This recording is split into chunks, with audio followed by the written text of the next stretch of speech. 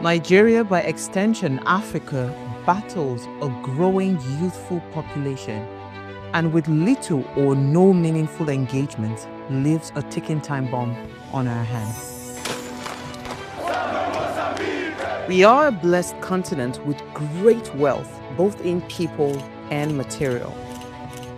Our focus on ways remains driving conversations that affects us all.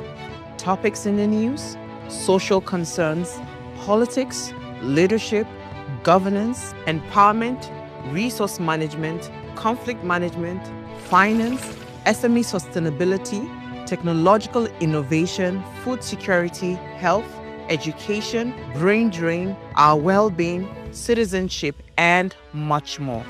Our goal is to continuously drive these conversations, keep them burning at the table to effect a positive change, both for our nation and continent. Ways, what are you saying, has a secret ingredient that completes the conversation every single episode, and that ingredient is you. Our past conversations shaped our yesterday. To shape our tomorrow, we must keep talking. So, I want to hear you. Be a part of our live conversations Mondays through Fridays. And let's all have our say. All right, it's another beautiful week. Welcome to What Are You Saying? All right, so today, Nigeria faces pressing environmental, social, and economic challenges, yet remarkable citizens continue to rise and create solutions. EIE hashtag Oneperson campaign launched in 2020 spotlights individuals whose action inspires civic responsibility and drive meaningful change. Now, since June of 2023, EIE Nigeria, they've profiled one exceptional changemaker each month to amplify their work and, of course, encourage others to take action. So for July 2025, EIE Nigeria honored Amara Oneli, right? And she is an 18-year-old environmental activist, storyteller, and founder of Preserve Our Roots. Amara embodies what it means to be a change maker. And it's, as I said, beautiful episode on your favorite primetime show. My name remains Osayiwa Mesale. Today's discussion will center on the power of one person, what it takes to be a change maker. Now, remember, Ways is all about you. You are the why in Ways, so be a part of the conversation every single day. You can add your voice to the discussion.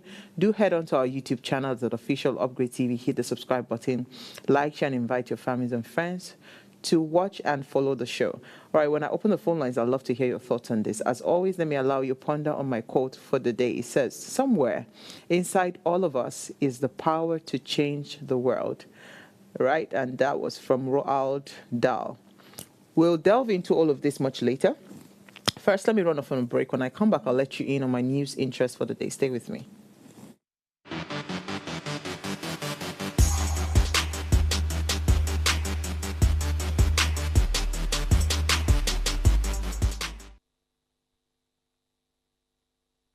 All right, so Nigerian visa applicants must provide 5 year social media history, and that is from the U.S. Embassy. So they've issued a directive to visa applicants mandating them to the disclosure of all social media usernames and handles used over the past 5 years as part of the visa application process. Now, the directive, announced in a post on the mission's official X account on Monday, comes as the U.S. Department of State recently reiterated its commitment to bolster national security through enhanced screening measures. U.S. mission said Nigerian visa applicants are required now to provide a comprehensive list of their social media profiles on the DS-160 visa application forms. It warned that that omitting the information could lead to visa denial and potential ineligibility for future U.S. visas. Now, the post read, visa applicants are required to list all social media usernames or handles of every platform they have used for from the last 5 years on the DS-160 visa form. Okay, so I don't know what to make of this story, but hey, that's our reality now. I think it's important that, yeah, I like the fact that we should begin to intentionally focus on what we put out there on social media, so everything is kind of aligned. Of late, I've been very conscious of the kind of content I want to push out and the kind of content I want to also see. So I have filtered even the people that I follow. I've filtered what's it called, the content that I see, and I filtered the kind of comments I make on social media, or the kind of videos I also make to post on social media. I think it's very important. These days, you really cannot separate your social media life from your from your real life. But for the people that probably have not been on social media, or they are not active on social media, I don't know if I would say this would help to, maybe this would be easy for you. I don't think so, because now people have seen that over the years our social behavior has really done a number or two on us as a people. So people, even they really want to feel who you are, just even before meeting you. These days, once you tell someone, oh, my name is Osayiwa Mesali, the next thing they're on Google, they're checking you out on social media. So before they want to even decide whether they want to talk to you or not. So I think it is not out of ordinary for the U.S. Embassy to be asking for your history in the last 5 years. So it's just important that you are saying the right things and posting the right things on social media. That's all I can say. So I'll move on to my next story. So court orders full disclosure of 37 billion naira renovation by the National Assembly. And this was from the Federal High Court in Abuja. They ordered the National Assembly to release documents that are relating to the 37 billion naira renovation of the National Assembly complex. Now, the court directed the National Assembly to provide the HEDA with the proposal. The assessment and procedures that was used to arrive at that initial 37 billion estimate. The actual amount approved and allocated, and the actual amount so far disbursed for the renovation. And of course, this was from Justice Nwite. She held that the information sought was within the scope of Freedom of Information Act, and that the legislature had no valid reason to deny access. So reacting to the ruling on Sunday, the HEDA chairman, Olarewaju Suraju, said that the decision affirmed the right of citizens to demand accountability on public projects. He urged the National Assembly to comply with the order and called on all stakeholders, including the media, civil society organizations, and everyone, like well-meaning Nigerians, to join in demanding accountability from these public institutions to support the fight against corruption and financial recklessness. I think in the light of this conversation, every government project, should be probed, honestly, because when you go to, there's a young man I started following on social media. I just love his skits, because his skit is so real and so, it's so relatable. His stage name is Governor Amunike. I can't remember his name. I think it's Kelvin something, right? Governor Amunike. There's a particular skit that he just released that talked about how, from the real core people that wanted to rehabilitate a hospital, how that bill passed on till it got to the governor. From a bill of maybe, let's say, for instance, 40 million, it ended up at $4 trillion.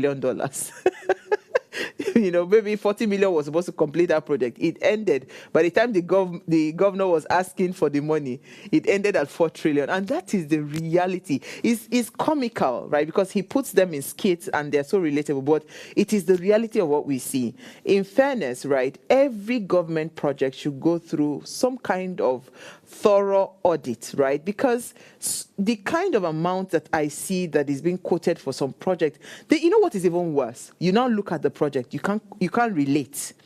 You see the project, you see the money that was spent, you cannot relate. They are worlds apart. That's even what breaks my heart the most. But it's important that, yes, accountability, is demanded, and transparency is demanded. And let us also start to probe, how funds are being spent, so we can also curb, because you cannot deny that in Nigeria today there is financial recklessness. You cannot deny that. It's our reality. Before I used to be so angry, and I would shout, and there's no need to shout. It is there. So, but what do we do since it's there? How do we curb it, right? And that's why it will be tough for us to be demanding integrity, accountability, transparency from people that are already enjoying or benefiting from the system that is corrupt. It is going to be tough. It's going to be tough. So it will take us to be a lot more strategic in the approach, and maybe find better means to mitigate that very, very big challenge that we have. Yeah, so that is that. I'll move on to my final story, even though... so Comfort Imanson, right? She had spoken publicly for the first time since her release, narrating in detail what she said transpired on board the flight that led her to her arrest and viral humiliation. She shared the video. She expressed, of course, her gratitude to those who stood by her during the ordeal. According to her, the incident began shortly after boarding a flight, and she said that the attendant that was identified as Juliana, of course, I think everybody knows the story, but she's just coming out to explain how the phone was faulty, and with a damaged power button, she couldn't turn off the phone. It kind of just aligns with what the other passenger had said, and so yeah, let's see how it goes. I think for what happened, she should sue, because it's also important that you follow legal means. She should sue them, and yeah, it's not just enough for you to say you hope to recover and return to your business and rebuild your reputation. This is not even an issue of reputation. Your private areas was exposed to the world, right? So I think it is only right for you to sue them. So next time when they meet or they are trying to have, or they have similar situation, they will better handle it. I think that was just lack of understanding as to how to manage conflict, because again, there's a small issue, you then escalate it, and it becomes something that the world is talking about. But hey, I'll move on. I'll move on to taking a break. When we come back from the break, let's discuss the climate and, of course, the environment, and how our young girl, Amara, is doing an amazing job. Stay with us. We'll be right back.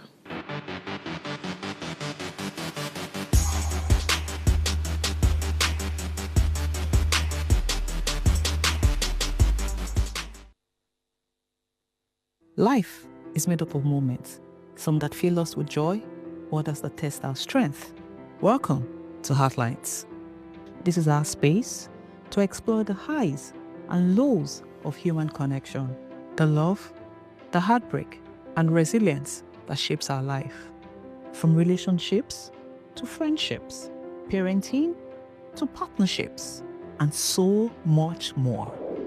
Every week, we share stories and conversations that define us, navigating love, separations, the struggles of parenting, dealing with anxiety and managing the pressures and stress of life.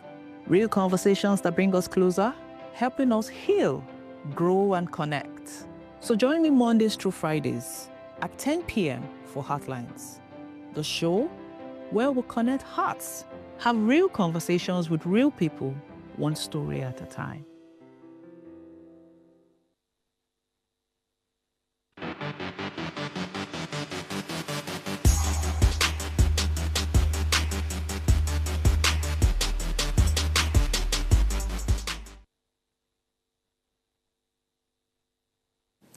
All right, Nigeria is one of the countries most vulnerable to effects of climate change, facing rising temperatures, flooding, erosion, deforestation, and worsening waste management problems.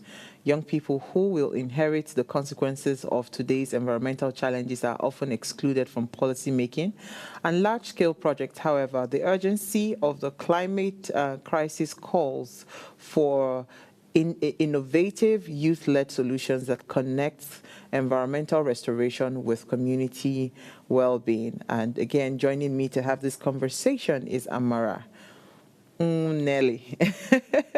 She's the founder of Preserve Our Roots. And yes, she is, she's just 17. I'm so happy to be speaking with you, Amara. I love when I'm talking to young people and I'm seeing them do so many great stuff.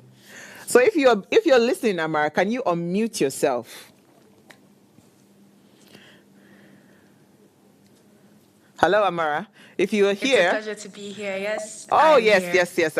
I can hear you clearly now. Thank you so much for joining me. I mean, you're just 17 and you founded Yeah, thank you for Preserve having me. Our Roots, right? It's a youth-led NGO that is committed to environmental restoration, education, and policy influence. So tell me, why did you decide that you wanted to go this route of, what's it called, environmental restoration and education? Why? That's actually a really great question because when I was younger, around the age of 7, 8, 9, I never really saw myself in that space. But when I was 13 is when I actually founded the NGO. I did so through an alliance because you can't found an organization until you're 18 in Nigeria.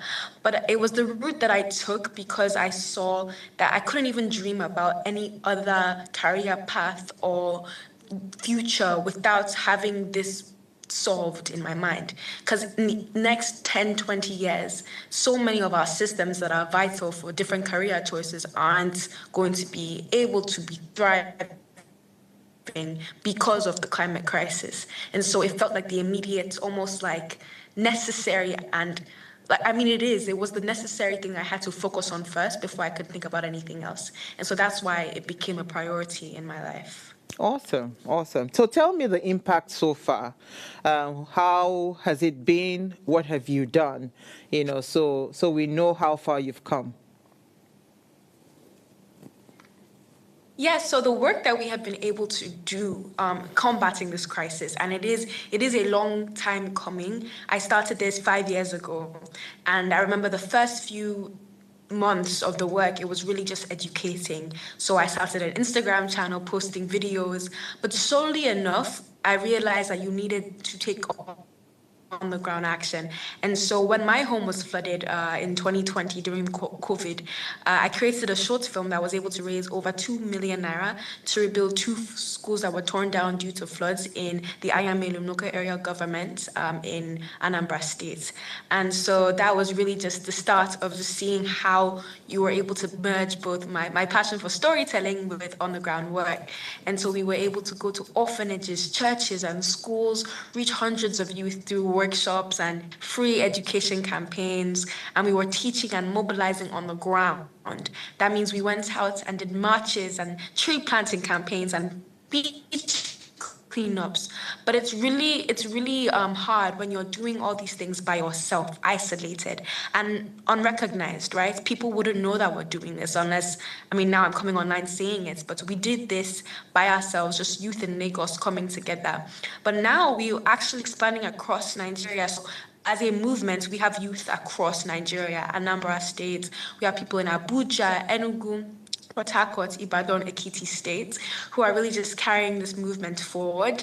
And most prominently, we're building on the ground green spaces so people can see what we're fighting for. Because if people can't realize why it is important, they wouldn't do it. And so it's called the Green Hub, where we're using waste to basically create green spaces in urban cities. We built our first successful park in March, and we're going and on the ground building two more right now as we speak in Enugu and another one in Lagos. Awesome. So this green park you're talking about, the hub, the park, where is that located currently in Lagos? If somebody's trying to find it. Ikota, Lagos. Okay, Ikota. So that was the So one it's in where you refurbished the dump. Yeah, so this was a space where underutilized, it's more in the market space. And people were using it, students, school, there's a school right next to it called Bethesda Schools, but it wasn't really utilized well, especially because Ikota, like most of Lagos, is prone to flooding. And so we see that like trees are natural protectors of that space and they absorb the water. We wonder why traffic happens and all these buildings get torn down and people have to wade through water, but it's because we did not prioritize the nature aspect, which was what naturally reduces the flooding in these areas. So That's what we did. We interesting. planted the trees, brought this space to yeah. So now, Amara, let's break down habits, right? Because again, sometimes the things that you talk about are things that I, sometimes it crawls up my skin when I see people. You just see that itch when you see people throwing waste indiscriminately. Yeah. Just throwing things through the window, and these are like little habits that we have practiced over the years, and it has become who we are. So how do we intentionally start to plant the impact of our habits and how it's impacting our immediate environment? Nigeria is kind of blessed, right? Because again, when I see extreme weather conditions that happens all over the world, Nigeria is a bit easy because it is man-made. Some of the things that we experience are not things that maybe are not within our control. I don't know if you get my point. So how do we intentionally plant the idea of climate preservation consciousness in the minds of people so we can truly now make your work easier? No, that is a really prevalent question, especially I think Nigeria, while we are blessed with, I think with natural resources, it's almost like a curse because we also are a nation that is burdened by so many different problems, poverty, kidnapping, economic crisis, this and I mean, there's so many things that people focus on that almost leave climate change as, oh, why am I caring about trees and green when I can't put food on my table? And that is something that I think is a key area that we can focus on if we want people to start caring about it and reducing our habits. And I call it intersections. If you start seeing Earth as at the intersection of every single problem that one faces, then it will become more of a priority. And if you look at countries like Kenya or South Africa, the earth and as a natural resource is very important. It has a voice in law because they rely on it for tourism, they rely on it for economic opportunity, and that sort of importance in their culture makes people care about it. So if you go to Kenya, they have record number of people going into university trying to study environmental science and sustainability and going into those fields. And so I think the focus, first of all, should come from the top down. The way that we talk about it in spaces like this, showing the importance of it, would allow people on the ground understand that this is something worth focusing on and noting. That's why spaces like green are important. You have to show them what they're fighting for and show them the importance. If you think about economic opportunities, farmers, it's actually, I wouldn't say that we are, it's funny that you say, because I won't say that we're really blessed on that sense of like climate disasters, because flooding really impacts crop yields, which impacts the prices of food. If you think about droughts and inconsistent weather patterns on places like Lagos and Ibadan, and the recent flooding that happened in the north as well that killed a lot of people, you would think that we just don't talk about it enough, and we do not relate enough of what we go through as a country to that problem, which is climate change. And so I think that's what we need to really do, is these spaces of news, talking about it more, making people understand that it is not in a Western world, a rich country problem or anything like that. It is a focus of every single person, economically, socially, mentally, everything. The earth is there. It's interesting. So I loved what you said about top-down approach, right? Because again, policies are a very important part of environmental preservation. So take, for instance, now you see, in fact, I remember my estate, they literally had to sue the estate developers that you promised to give us a park, you promised this, you promised that, and you're taking away all of those things because you want to build more houses and make more money. So speaking about policies, Amara, what are we going to do about getting the people that are policymakers and decision makers to understand the importance of certain realities that we must put in place if we must avoid the extreme impact of climate change, right? So what are those who are the people we should be speaking with, and what should we be looking at doing? So what I would say is that it really is that point of intersections, meeting them where they are at. Every policymaker, every person in power has their priority. And so it's figuring out how to let them see what they benefit. And it's the sad reality that if we ever want to, so this for any advocates, for any person trying to push for change or convince, you have to meet them where they are, see how they, show them how they will benefit from these spaces. So for example, a big approach that I use when I'm advocating for more green spaces, for example, is that it increases the value of a lot of property in the area. And it's sad, even though green spaces improve the climate, the biodiversity, your health, giving you more oxygen, removing the pollution, you can also show them that increases the value of property, makes people happier, increases mental health benefits. You just have to show them, and I think that's one big thing. But another thing with policy is that it is really hard to get implemented on ground. And so that's why I would call for anyone watching this, if you know someone in government, if you know someone in a policy, to ask them to put their money where their mouth is, in a sense of when you talk about it, because Nigeria, quote unquote, is part of things like the Connect Cities. They're part of all these organizations and clauses. They go to the UN, COPs, which are where all the big decisions about climate change are made. But then when we leave those spaces, we don't really take action on ground, or the action that is taken is not really seen by the common person.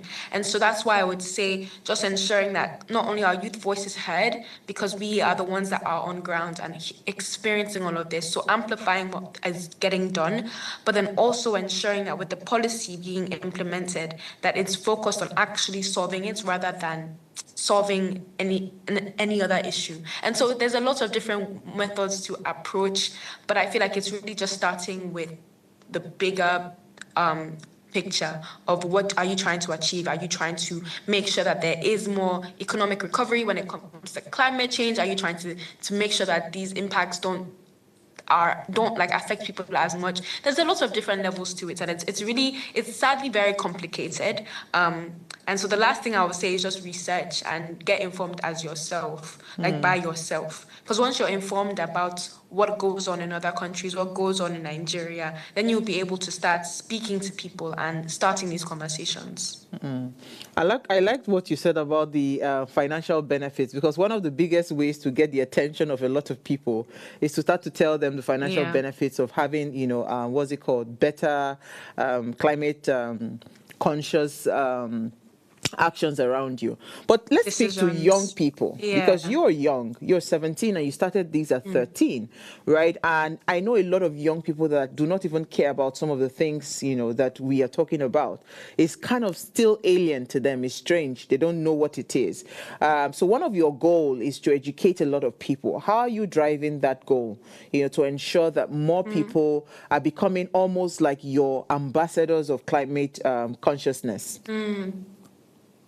So my NGO Preserve Our Roots really focuses on 3 thematic areas, I guess, for reaching people. We call it end-to-end, because you have to do the whole, speak to the whole person. The first thing we use is storytelling. They have to see themselves in the crisis. Documentaries, storytelling, even social media. You see people caring about so much only and mainly because they see it in front of them and it's entertaining. And so we try to make sure that the climate crisis is not a statistic, or it's not this percentage of CO2 and this scientific statistic, but we make sure that they see it and they understand how it relates to them. And once we get that down, we then focus on the education aspect of things. We make sure that they are informed, they understand just how far the climate crisis is impacting in their lives. And so once you get down the emotion part of it and the education part of it, is then empowering them to take action. So what we do is we like to provide spaces for them to take action, like beach cleanups, tree planting initiatives, and then just show them things like the Green Hub, for example, that are on ground. And once you are able to not only tap into their emotion, but their understanding, and also impact on their hands, what they can feel, touch, and smell, and then you are able to then empower people. But with the youth, I feel like their attention is really quick and short these days. I have to say, my generation, we didn't grow up in a time where, you can just go out and spend some hours without your phone.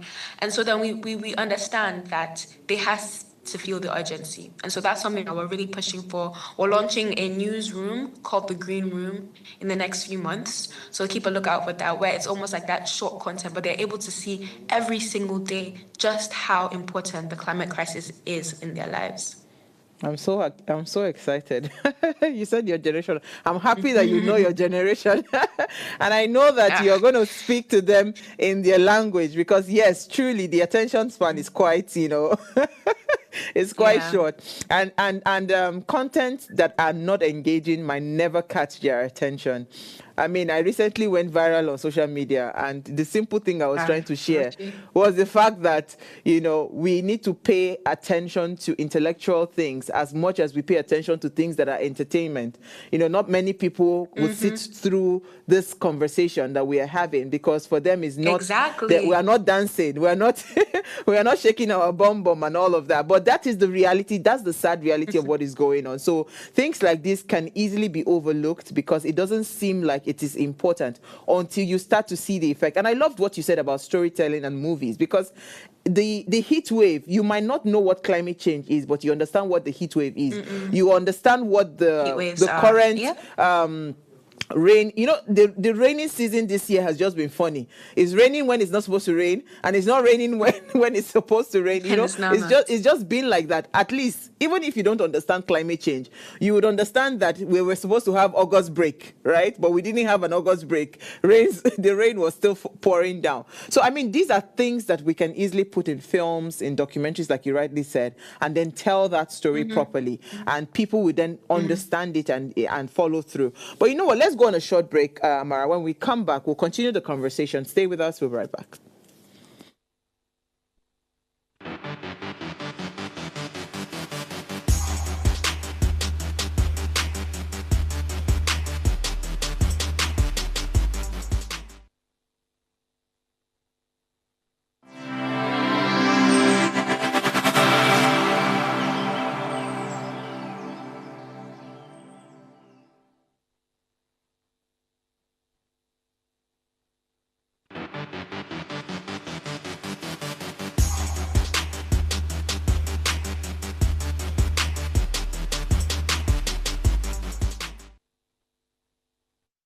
Thanks for staying tuned. Now, if you just tuned in, our discussion centers on the power of one person and what it takes to be a change maker. Now, please, let's hear what you have to say. Remember, you can join the conversation. Send us an SMS or WhatsApp to 081-803-8663. Our phone lines are also now open, 07025007749 or 07014242420. Let's hear what you have to say.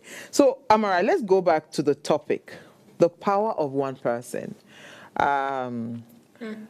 Because again, this is one thing that, especially because we're in the social media world, where what drives us are the number of views, the number of likes, the number of clicks, So sometimes it can be discouraging when you see, it's only 3 views, only 3 likes, right? And you don't just feel like, it's an important thing to do. Case in point would be the video I posted. I just posted it out of frustration. The fact that we're not paying as much attention to education as we are paying to entertainment. And it went all over the place. Like literally, it's very rare for a content like that to gain so much attention. We hit over 1 million views across, 2 different platforms, Facebook and IG. And this is something that had never happened on my page. So I'm even still very much overwhelmed. But you see, that is just me talking about it. Now imagine if we have a collective body of people saying the same thing over and over again, how powerful that would be. So tell me why you believe in, that power of one person and why it's important for one person to take an action, even just by watching this video today or maybe when they'll watch it much later. I believe that the power of one person is important, not only the influencers and the sports stars like Ronaldo and Messi, and I'm so glad that you focused on just how even watching this video, because we are all connected. It always feels like me, growing up in Lagos, I always felt like the world was so small, everyone knew each other and what was going on. But it is truly that. If you start a conversation in your dining table or in your classroom and your child takes it to their friend's house and they started in their friend group and the conversations keep on happening, it is truly, truly a ripple effect. And that is now magnified on social media. The sharing of links, the posting of videos on their stories, it is truly then why, like for example, what you see on the screen now, everyone holding hands. it's one person holds one person's hand, it goes like it transmits like an electrical pulse. And so that's why you have to really just start from within, focusing on what you can do and just feeling that urgency. And a lot of times I want to make sure that I highlight that the climate crisis might not be your thing. It might not be you might not be you like soft life, you don't want to go outside and get a mosquito on your face. But when you realize how it affects your life personally, whether economically, physically, mentally, because you can't go out and play football because there's no space, it's all concrete, then you realize that you can then power someone else who would then take that charge. Someone was the one who impacted me. Different people in my life, like that, it takes a village to raise a child. If I look at my secondary school teacher, my parents, my friends, my grandfather, and when he talked about how he used to climb trees, they all had the power to impact me. And now I'm trying to then pour that out to the different people in Preserve Our Roots and the greater movement. And so that's why there is that power of one person. And just taking that big step is what really counts. Absolutely. So you directed movies, right? Documentaries, rather, such as The Heat of Change. And I hear it's an award-winning climate change film and Yes. Beyond Your Screens. Can you tell us a little bit about that? That was featured in an international youth ocean awareness contest, right? Yes, so The Heat of Change was actually launched December 2022, or 2023 actually. And yes, it was shown in Egypt, it was shown in different conferences and different festivals, which I'm very grateful to have been able to just produce that and work with amazing filmmakers like Wole Oyewole who to bring that to the world. And I truly love film. I grew up in the performing arts industry.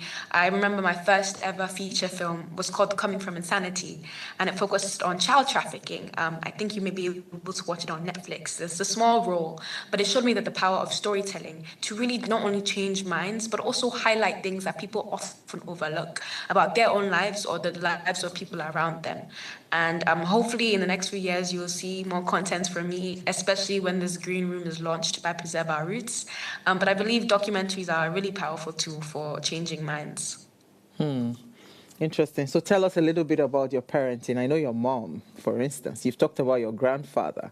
You know, I say this to say Yes. that I cannot miss the opportunity to tell parents why it's important, you know, to just put the right things in the minds of your children. You know, you touched on it a little bit, but just tell us a little bit more, you know, how much the impact, you know, that, that they've had in your life. So both of my parents were amazing role models. They were really just passionate about their work and they weren't afraid to just take that leap. I say leap. My mom did found an NGO when she was a bit younger as well called Leap Africa. And I remember also they were in the agriculture industry. And rather, both industries are very hard to break into and to run. And I saw the stresses of running an NGO and how they would always be traveling around and they weren't always in the house. But I saw how they never missed to just showcase how important it was, not because of who saw it or who recognized it, but because of the people they were impacting. And I think I was just proud to see them in that space. And I think it really fed into me wanting to always help someone else. So my parents, and they like to joke around, but I wouldn't say money conscious, but we lived frugally in a sense of like we understood the privilege that we had and we were always willing to give back. And so that's why a lot of the times now, as I grow older and my friends are trying to find the most high paying job and they're high paying this, and even now with Preserve Our Roots, a few of our members are like, so where are we going to be making money now? It's focusing on the impact, I think, is one big thing. So just the passion. And I think a core memory of mine is with their agriculture business, Ace Foods, which was more of a spice company, selling the products at all those food conventions and being at all ends, seeing the factory, seeing the people they were able to support with financial care and all of that they don't even tell people about. I think it was just inspiring just to want to lead that sort of life when I'm older. It's so interesting because, again, just hearing you speak, people like us that focus on impact, that's the question that everybody would always ask you. Where do you expect us to get the money from? But I know that it's definitely going to pay off because, again, we truly need the finances to be able to get these things done. You wrote a book, We Are Curious, right? Tell us more about that book and why you decided to write that book. So the book For We Are Curious was actually launched the year before the documentary. And I'm a creative, like I said before, so it was really just me wanting to have everyone else in the world find their own form of expression. It's a collection of short stories and poems that I wrote throughout that year and a bit from the year before, during a lot of change in my life personally, but also a lot of just things going on in the world, in my family, in my friends' lives. And I think that it was really just the outlook that I saw everyone around me having. And sometimes it was sad seeing how people focus so much on their day-to-day that they get lost in it. Working that 9 to 5, they come home and the cycle is repeated. And so I wanted people to just have that curiosity. And so when I saw one or two people and they told me like, oh, that outlook was something that they've never really heard before, that feeling of like just having almost like a childlike romanticism of life, I really wanted to see how I can spread that to the world. And so I did all the graphics and I put it together, and I worked with some amazing mentors on trying to publish it, and my mom supported as well.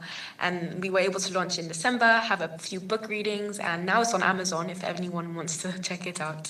But yes, so it's called For We Are Curious, and hopefully when you read it, you get that curiosity and passion back into your life. Awesome. So before, let's talk teenagers. Your peers. Let's talk teenage life, right? I saw something, I think it was today or yesterday, I can't remember, where they said, if you want to be a billionaire, you cannot be partying in your 20s. You have to work. You have to do all the work. And it seems like you're missing out on your teenage lives, having to do some of these things because they're kind of huge and they're heavy. Anybody that is led by impact, the kind of work you do is actually very heavy. And people don't know this. You rarely sleep. Even for every dime you get, you're thinking, how can I use this dime to impact somebody else? So somehow you get, caught up in the work and you forget to be a teenager, you forget to be a child, How has that been for you? Has that been your experience, or you've been able to balance both? And again, how has your relationship with other teenagers, are you a sort of inspiration to them, or they're saying, no, please, I don't have time for Amara. She's always stressing me out with her climate change conversations. Oh my gosh. So thank you for this question. It's actually very interesting. I've never been asked it before, but it is prevalent. And I think that it's threefold. The first thing I wanted to say is that it's something that has been part of me for a while. And in a sense, it's something that while it feels like almost like a pressure, it is not really in a sense of like it's constricting, but more of like I'm excited about what I can possibly do. It excites me. And so when I'm working with different people, recently I was just in Kenya talk for the African Next Green Leaders Accelerator program, and walking with all those people next to me was like, the possibilities are endless. Like I was so excited and restless. And I think that's when my childlike self comes in. It's truly a passion of mine.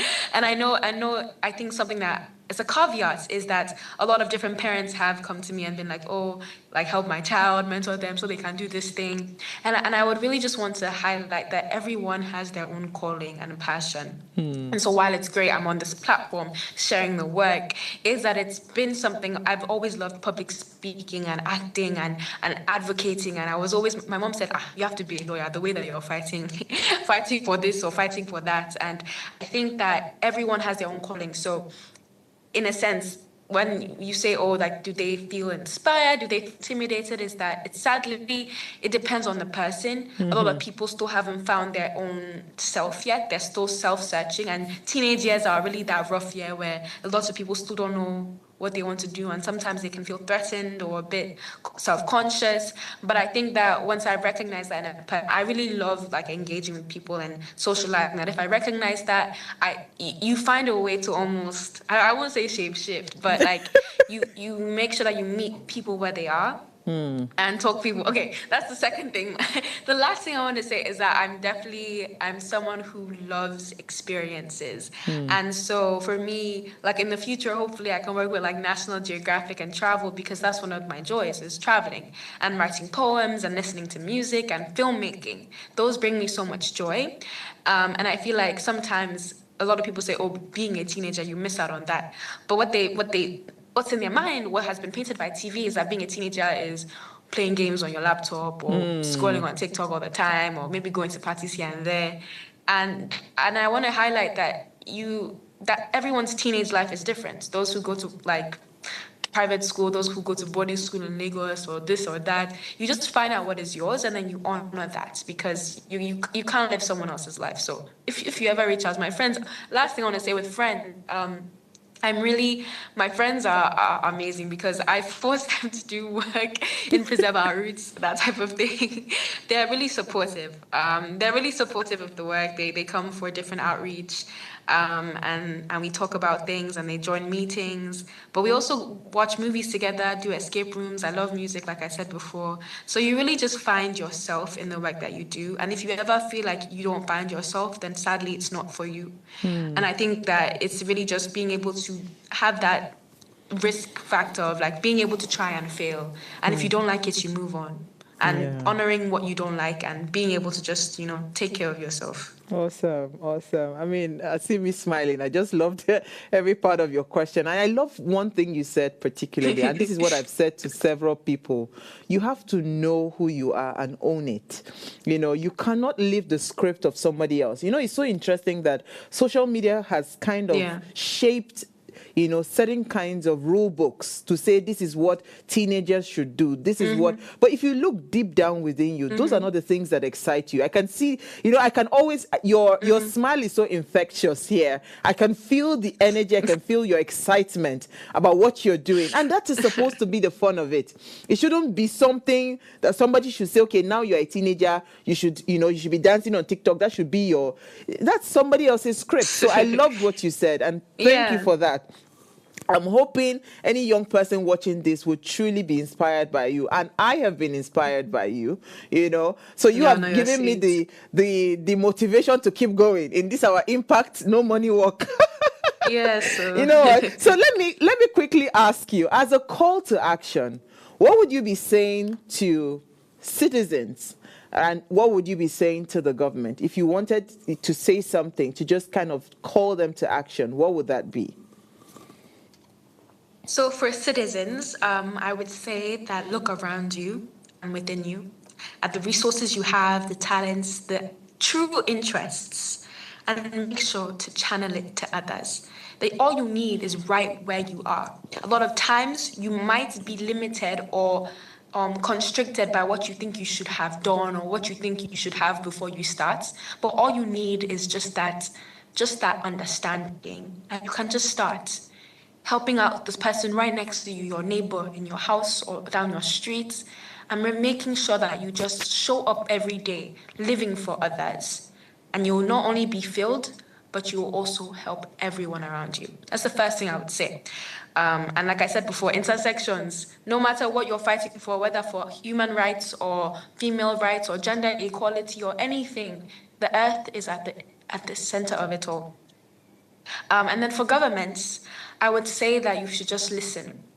Listen to what everyone on the ground is saying, and just know that you have the power to create an enormous amount of change. And the systems might be rough and hard, but the only ones who make a dent in the history book, and are remembered for ages, are the ones who take risks and are the ones who are willing to defy what everyone else did before them. And so while it might be hard, while I understand that these policies are long-term and there's so many systems in place to limit true change, that you have the power, and you just be that one spark that can really change the face of what Nigeria stands for and the direction we're going. Wow, thank you so much. I'm hoping that I can work with you on maybe 1 or 2 documentaries, because we film documentaries here too, and short films, Yes. in case, Lovely. I'll be Lovely. more than happy to jump You on it, never because know. Stay tuned, everyone watching. yes. Collab. Thank you so much. I've had an amazing time. I hope you had a good time with Yeah, us too. thank you. Hopefully we'll bring Yes, you thank back you for again. having Thank you me. so much, Amara. All right, so I would like to say that Amara Uneli's journey shows that a single person armed with passion, like you can see, her passion is contagious, and commitment can ignite powerful change, from turning a dump site into a vibrant playground to inspiring nationwide climate action. She demonstrates that leadership is not defined by age, but by vision and action. So as we celebrate her this month, let us be reminded that the power of one person lies in taking that first step. Whether it is planting a tree, educating others, or innovating, or posting something on social media that inspires people, these actions build foundation for a cleaner and a more hopeful Nigeria. Thank you so much again for watching, and please remember to share these links to any young person out there that you know. It is really, really, important that we share the links. That is the only way we can spread the message across. We've done our part, so it's your turn to share the links. Thank you so much for watching. If you missed our quote for today, it says, somewhere inside all of us is the power to change the world. Very simple and short quote, but it is so powerful. I'll see you guys tomorrow, 8 p.m. Enjoy the rest of your evening. Nigeria, by extension Africa, battles a growing youthful population, and with little or no meaningful engagement, lives a ticking time bomb on our hands. We are a blessed continent with great wealth, both in people and material. Our focus on ways remains driving conversations that affects us all. Topics in the news, social concerns, politics, leadership, governance, empowerment, resource management, conflict management, finance, SME sustainability, technological innovation, food security, health, education, brain drain, our well-being, citizenship, and much more. Our goal is to continuously drive these conversations, keep them burning at the table to effect a positive change, both for our nation and continent. Ways, what are you saying, has a secret ingredient that completes the conversation every single episode, and that ingredient is you. Our past conversations shaped our yesterday. To shape our tomorrow, we must keep talking. So, I want to hear you. Be a part of our live conversations Mondays through Fridays. And let's all have our say.